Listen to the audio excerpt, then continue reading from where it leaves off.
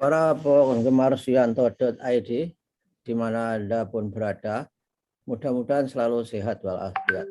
Kita ketemu lagi dengan channel pendidikan Anda, Suyanto.id. Ini merupakan channel untuk berbagi pengetahuan dan sepanjang hayat, dan belajar sepanjang hayat maksudnya. Dan para penggemar dan juga para kepala sekolah, guru, mari kita rame-rame untuk membuat konten supaya anak didik kita, generasi muda kita terinspirasi dari konten yang mendidik, bukan konten-konten yang merupakan predator pendidikan yang saat ini berada di sekitar kita, jumlahnya bahkan ribuan dan ditonton oleh juga jutaan dari netizen kita.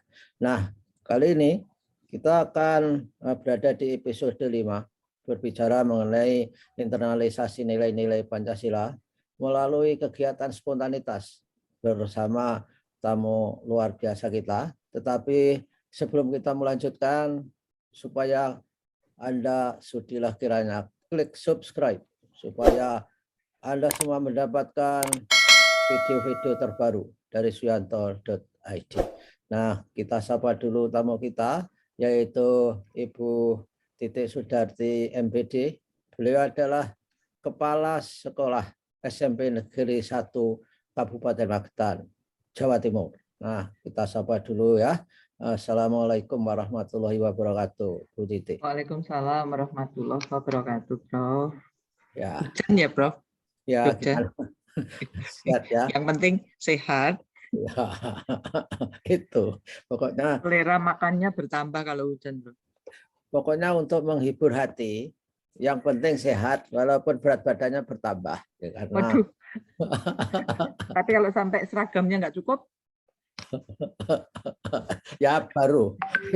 baru di luar kendali. Ya, Betul. ya, karena bawaannya hujan dan juga pandemi. Pandemi Ya, itu kan banyak kepingin yang anget-anget gitu. Yang biasanya anget-anget, panas-panas kan gorengan, Bro. Ya, betul. Dan Padahal pandemi banyak gorengan kan minum. harus dihindari. Ya. Pandemi banyak minum suplemen, dan suplemennya itu menggiatkan makan rata-rata. Betul, betul. Sudah tidak terkendali benar ini.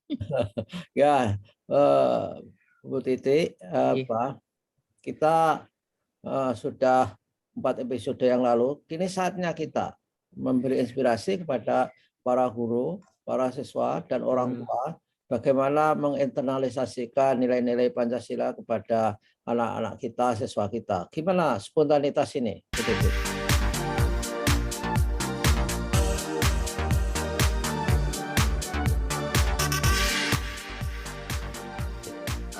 Ini menurut saya ini paling seru di antara 5 episode kita, karena spontanitas itu kan tanpa terencana ya, Bro. Kalau tanpa terencana itu tentu juga nanti bagaimana solusi terbaiknya kan juga dengan cara spontan juga gitu, sehingga perlu teknik dan keahlian khusus begitu. Ya, ya. Karena dikhawatirkan karena spontanitas, anak-anak itu membuat ataupun berperilaku ataupun mungkin melakukan sesuatu yang bisa saja itu terjadi di luar rambu-rambu nilai-nilai Pancasila. Benar. Bukankah begitu? Nggih. Jadi di sini mungkin kita contohkan yang positif. Jadi yang spontanitas positif, misalnya yang lagi ngetren sekarang kan erupsi Semeru misalnya, itu kan spontanitas, itu tidak terduga, sehingga ketika akan bagaimana nanti akan mengimplementasikan nilai gotong royong kan harus digiatkan malahan. Ya.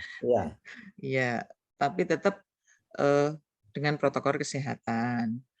Misalnya pagi ada teman sakit, nah itu kan juga spontanitas, sehingga nanti dan dalam yang menjadi istimewa karena kan juga masih masa pandemi, sehingga kalau ingin beramai-ramai menjenguk kan harus dilarang.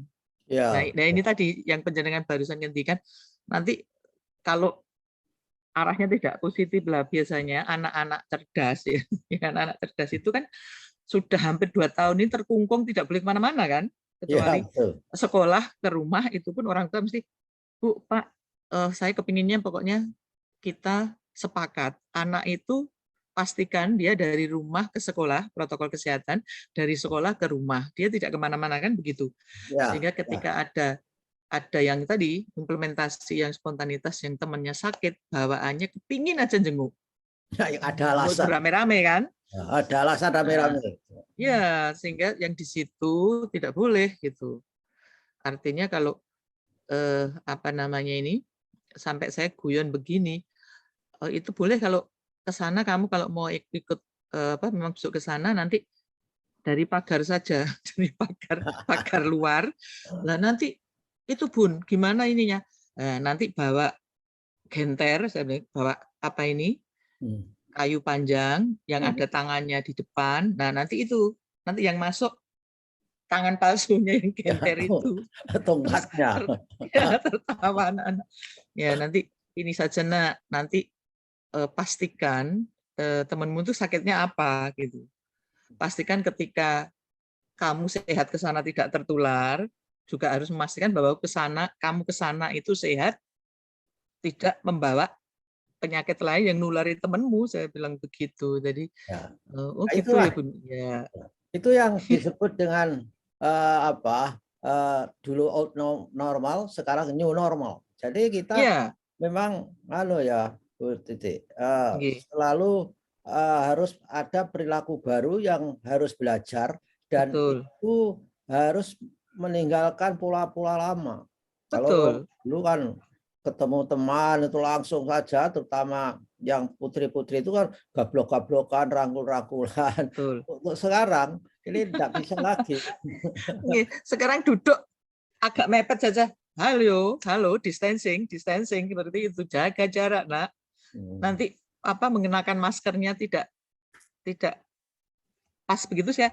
Maskernya yang benar. Kalau kamu pakai masker nggak benar berarti kan sama aja kamu nggak pakai masker, saya bilang begitu. Oh iya Bun.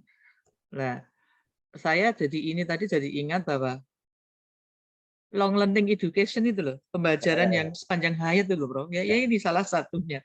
Ketika kita ini harus bagaimana, ketika ini harus bagaimana. Seperti gini misalnya, kan ada ya di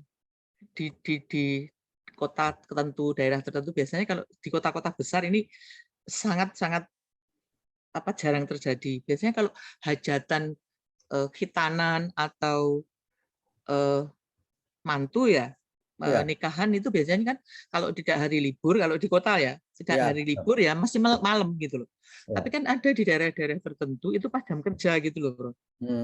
Nah, otomatis misalnya ada teman guru yang nikahkan, beliau berbondong-bondong izin untuk pergi ke nikahan itu, ninggalkan kelasnya, kan celaka ini. Ya kan, artinya begini, apakah tidak boleh gitu? Apakah saya bilang gini, apakah kalau misalnya penjenengan tidak rawuh pas pesta pernikahan itu, pengantinnya tidak jadi ijab kabul, saya bilang gitu, tidak jadi menikah, kan enggak, kecuali kalau penjenengan jadi saksi nikah atau penjenengan yang menikahkan itu oke gitu. Saya biasanya kalau gitu saya ambilkan contoh, penjenengan preso enggak, tugas pokok penjenengan kan mengajar. Kalau mengajar penjenengan kan dapat pahala, saya bentuk. Ketika penjenengan juga datang di hajatan nikahan teman itu, penjenengan juga dapat pahala, tapi penjenengan kan enggak tahu pahalanya lebih tinggi mana. Nah, penjenengan sebaiknya menurut saya, kalau saya begitu sebaiknya menurut saya sekali berlayar 20 terlampaui, penjenengan selesaikan dulu ngajarnya, baru setelah selesai tugas mengajar penjenengan tadi, yang mendidik anak-anak tadi, penjenengan baru pergilah ke nikahan itu. Penjenengan dapat pahalanya double, saya bilang begitu. Atau misalnya yang agak ini, kalau pas keseripahan itu loh, Bro. Kalau pas meninggal, lah maksud saya, ketika penjenengan tidak bertugas memandikan, tidak bertugas yang tidak bisa digantikan orang lain, kalau bersamaan dengan mengajar di kelas, penjenengan takziah ke sana, meninggalkan murid yang beberapa kelas ini. Eman saya bilang begitu. Iya, iya. Penjenengan bisa jadi loh ninggal tugas ngajar ini penjenengan malah dosa loh, kayak gitu kan.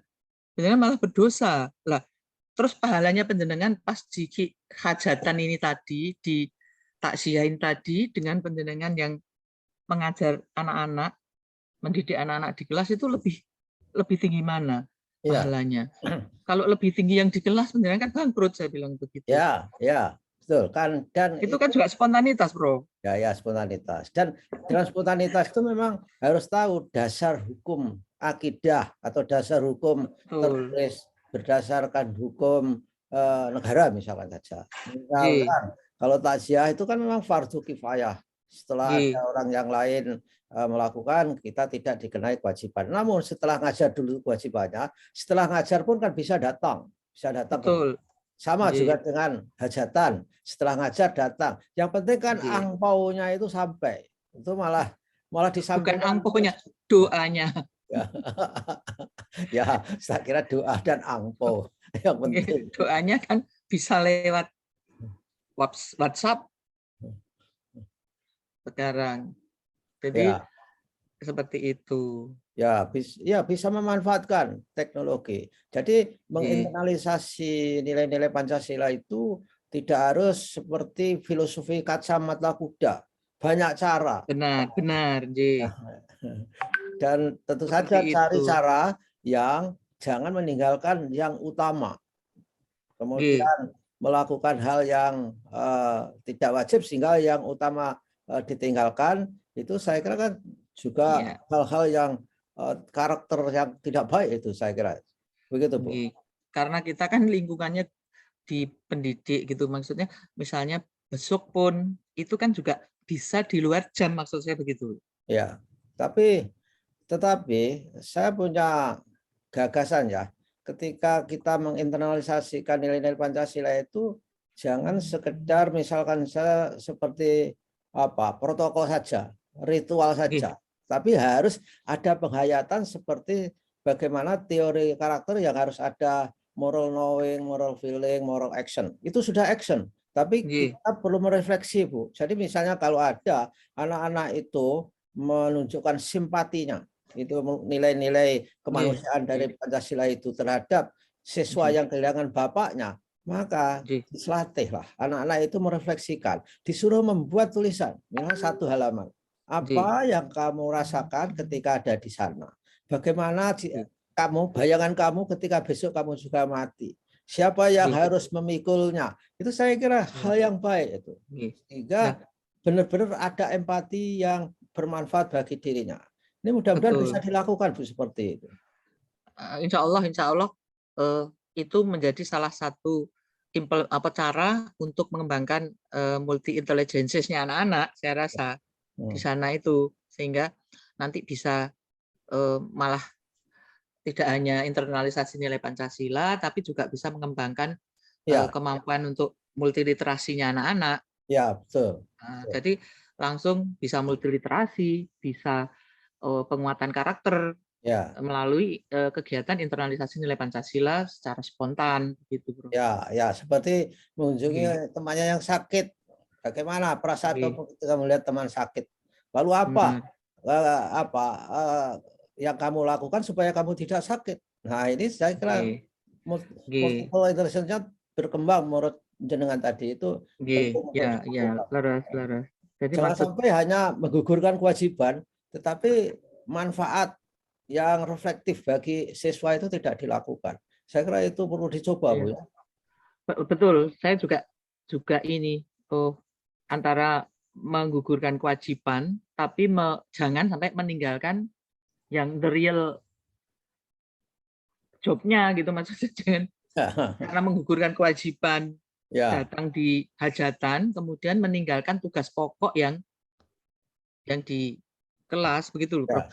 Kenapa saya agak ini, karena kalau misalnya kita di struktural, di kantor, kan nggak ninggal murid gitu loh. Iya. Dari pengalaman kita selama hampir 40 tahun mendidik dan mengajar anak-anak ini, Sudah lama ya. anak yang kreatif negatif ya. Saya tidak mau ngomong anak nakal, saya nggak suka. Saya maunya anak yang kreatif negatif itu kan awalnya dari kelas kosong salah satunya. Kalau nggak ada Ya, ya, gurunya, pastilah mulai dari usil kecil-kecil itu akhirnya jadi ya, usil besar ya, begitu loh. Nah, itu artinya yaitu tadi harus apa ya? Harus yang sudah para guru yang sudah cerdas dan jenius harus lebih cerdas dan lebih jenius. ya, ya, betul. Memang Itu. kelas kosong itu menjadi entry terhadap berbagai perilaku-perilaku yang menyimpang. Sama analoginya, ibarat merokok itu merupakan Nah, jalan pintu awal untuk narkoba. narkoba. Nah, itu. Oke. Pertama nggak merokok tapi hanya mencium-cium rokok. Nah, itu pintu gerbang masuk rokok. Tapi ketika sudah merokok dia akan meningkatkan apa ini keahliannya untuk tidak hanya sekedar merokok kan begitu. Ya, ya. Dan Oke. itu harus tahu prerequisite terhadap apa negatif behavior, perilaku yang negatif atau menyimpang. Guru-guru memang harus mempunyai apa pemikiran yang cause effect. Jadi mana pendahulunya, mana penyebabnya itu harus apa secara naluriah harus kita miliki. Kelas kosong bisa menimbulkan berbagai macam hal, merokok bisa ke arah narkoba, itu saya kira penting itu. Itu di SMP Negeri 1 Magetan, jenengan tulisi seperti di SMP Negeri 26 ketika saya datang ke sana itu enggak, Bu Titik? Saya banyak tulisan-tulisan. Monggo nanti tulis-tulisannya kan ya insya Allah lebih maju dari di SMP 26 dulu lah, Prof. Ya. Ya, kalau misalnya dulu saya di SMP 26 kan kepala sekolah pemula. Ya, ya. Masih agak-agak primitif bahasa Inggrisnya salah. Jadi saya mohon maaf. Tulisannya bahasa Inggris banyak karena RSBI. Ternyata ya alhamdulillah ada yang benar kan gitu. Ya, Dan saya pikir saya sudah ada teman-teman guru bahasa Inggris sudah aman sehingga saya juga nggak ngecek sampai itu pengalaman dari SMP 26 ketika mau masang-masang mesti saya ini dulu. Ya, ya. Waktu itu karena kepala sekolah baru saking semangatnya kepingin sekolahnya segera apa ini move on Ya, untuk ya. mengejar ketertinggalan sehingga memang banyak program yang harus di ini gitu. Sama dengan ketika harus pindah ke SMP 1 untuk apa ini memosisikan kembali dari ranking 1 turun ranking 3 harus ke ranking 1 lagi di Surabaya, kemudian Jawa Timur, kemudian bergerak ke nasional kan juga tidak mudah, banyak program yang harus dilakukan secara bersama, tidak bisa ditunda. Ya, ya. Di SMP Magetan juga begitu. Keliru itu merupakan proses belajar. Kalau nggak pernah mencoba, itu nggak pernah bisa. Itu filosofi growth mindset memang nggak masalah itu. Betul. Baik melakukan suatu meskipun keliru daripada nggak pernah melakukan. Itu saya kira yang paling jelek itu. Nggak pernah melakukan karena takut keliru. Itu merupakan suatu pandangan hidup yang tidak sesuai dengan nilai-nilai Pancasila itu, Bu, saya kira. Benar. Tidak ingin maju. Ya, artinya bagaimana dari sisi kemanusiaan ini tidak ingin menjadi manusia yang maju, berharkat, bermartabat dan sebagainya. Nah, kira-kira pernah menjumpai apa? Itu tadi kan apa guru misalkan pernah minta izin seperti itu. Kalau siswa pernah nggak minta izin bolos untuk apa-apa gitu? Kalau murid itu sangat jarang, Bro. Biasanya datang terlambat seperti itu. Biasanya kalau datang terlambat, oh saya ini, yang besok agak pagian ya. Iya Bun, kamu rumahnya mana sih? Mas Pati. Lah, rumahnya Mas Pati kenapa sekolahnya di Magetan? Saya bilang gitu. Sekolahnya di SMP 1 Mas Pati kan dekat, kenapa harus jauh Magetan? Kalau kamu sudah milih sekolah di Magetan, berarti kamu harus bertanggung jawab dengan pilihanmu, saya bilang gitu. Kamu jangan bilang yang nyuruh ke SMP 1 Magetan mamamu loh ya. Saya bilang. Ternyata apa jawabnya? Iya, Mom. Nah, tapi pokoknya Bunda nggak mau kalau kamu terlambat. Kamu untuk contoh temenmu loh, malu-maluin saja kayak gitu. Oh, itu kalau dari Mas Pati ke Magetan itu kan harus diantar ya, naik kendaraan umum ada ya? Diantar, memang diantar. Ya. Jadi diantar orang tuanya itu sampai segitunya. Kalau misalnya sekolah rumahnya Mas Pati, sekolah di Mas Pati kan dia bisa berangkat sendiri, kan dekat gitu loh. Itu kan Jadi banyak Prof yang dari Kendal itu sekolahnya di SMP 1 Magetan. Terus saya gini, Dondo, kamu kenapa sih? Kan deket rumahmu kan ada itu SMP 1 Kendal. Enggak mau, Bun. Kepengennya ke SMP 1. Walah, kalau ke sini kamu ya enggak boleh terlambat, saya bilang gitu. Ya harus tanggung jawab dengan pilihannya. Nggih. Tapi ini yang dari Kendal ini enggak pernah terlambat, Bro. Jadi saya juga kalau apa ayahnya apa ibunya ngantar gitu biasanya saya jempoli. Matur nuwun, Bu. Enggak terlambat, saya biasanya gitu. Jadi kalau yang terlambat itu yang diingatkan jangan muridnya, yang nganter itu. Nah, kalau yang terlambat kan orang tuanya udah tahu kalau nanti pasti saya ini, Bro. Jadi anaknya unuk-unuk masuk sendiri. Ya. Oke. Okay. Jadi itu saya kira merupakan proses belajar yang baik ketika dalam proses belajar itu akan ada mengenal namanya apa ya, feedbacknya itu langsung ataupun delay. Jadi yang delay dan langsung itu ada berbagai konsekuensinya. Yang feedback langsung itu saya kira segera bisa dipelajari. Jadi kalau ditunda, kadang-kadang dia nggak tahu ini apa salahnya, sehingga memang harus spontan, immediate feedback itu harus segera dikasihkan. Itu salah satu akibat dari lost learning itu loh. Hampir 2 tahun dan itu awal-awal tuh banyak yang bukan enggak banyak, paling 1, 2, 3 orang yang terlambat 2 menit, terlambat 5 menit. Itu kan biasanya awal 1/4 jam kan dia baca ngaji dulu, Bro. Ya. Ngaji anak itu. Lah itu.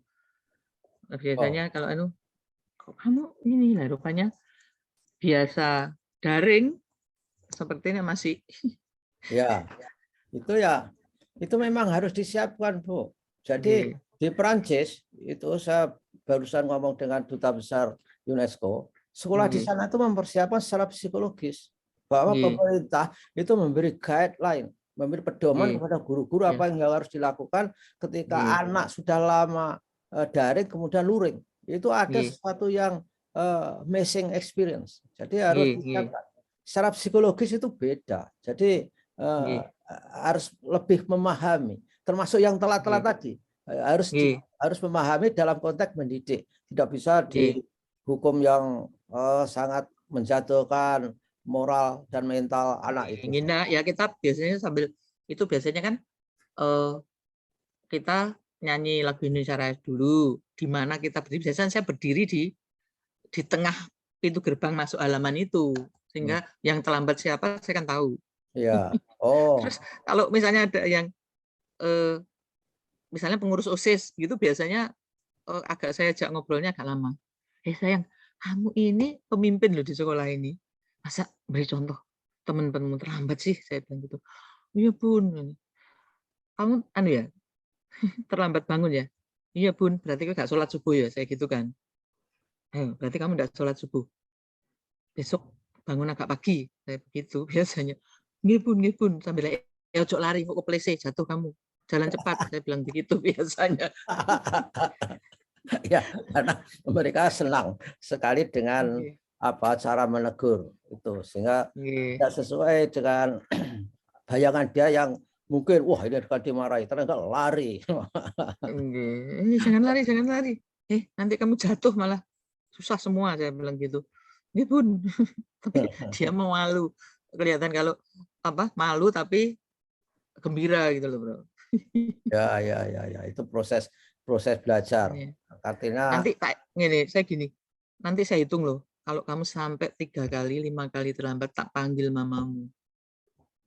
Nanti tak mau nggak kamu biar diganti mamamu saja yang sekolah. Enggak pun, enggak mau, enggak malah. Kalau gitu jangan terlambat, saya bilang gitu. Kalau enggak mau jangan terlambat. Oke, pertanyaan terakhir ini, Nggih, Bu ya. nggih, Yang sering terlambat itu cowok atau cewek di SMP Negeri 1 Magetan? Ya walaupun nggak banyak, itu kasus ya. nggih, Kasusnya itu banyak nggih. cowok atau cewek? Banyak cowoknya. Oh. Kalau muridnya banyak ceweknya, guru banyak perempuannya. Oh ya, padahal perempuan itu kan ribet anunya persiapannya. Jadi yang pria murid laki-laki itu memang kalau terlambat memang ya telat bangun tadi. Ya. Nggih, biasanya saya guyoni gini.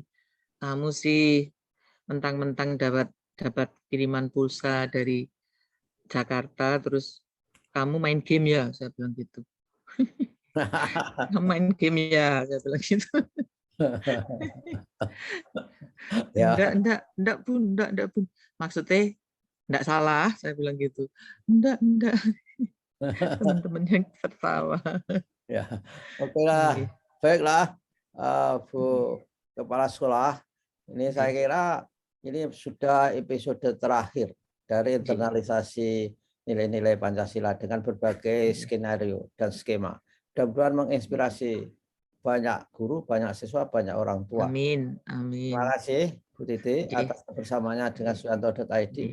Mudah-mudahan kita ketemu lagi dalam kerangka untuk menebar best practice yang bisa diadopsi di sekolah-sekolah lain. Ini kita lagi Prof, lagi Ya.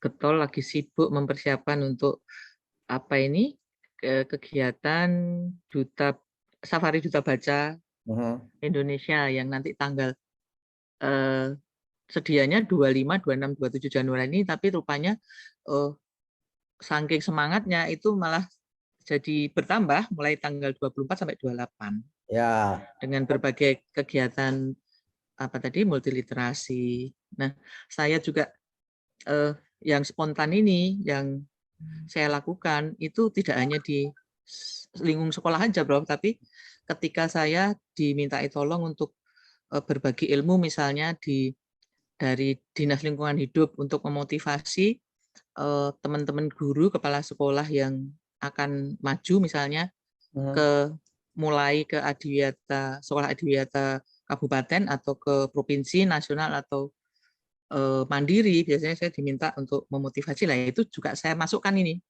internalisasi nilai Pancasila itu di program sekolah adiwiyata. Ya. Misalnya di Kuarcap, misalnya saya di Kuarcap ya tetap profil pelajar Pancasila kan endingnya itu. Ya. Gitu. Jadi bisa di LH, bisa di PKK saya juga saya ini itu merupakan yang tadi yang spontanitas karena kan tidak terprogram dari SMP 1 begitu saya. Sehingga bersyukur begitu. Ya, oke lah. Nanti kabarnya kita share di suyanto.id. Terima kasih. Wassalamualaikum warahmatullahi wabarakatuh. Waalaikumsalam. Jangan lupa tetap like, comment, and subscribe untuk terima kasih. Pemanjangan untuk pendidikan sepanjang hayat. Assalamualaikum warahmatullahi wabarakatuh. Waalaikumsalam.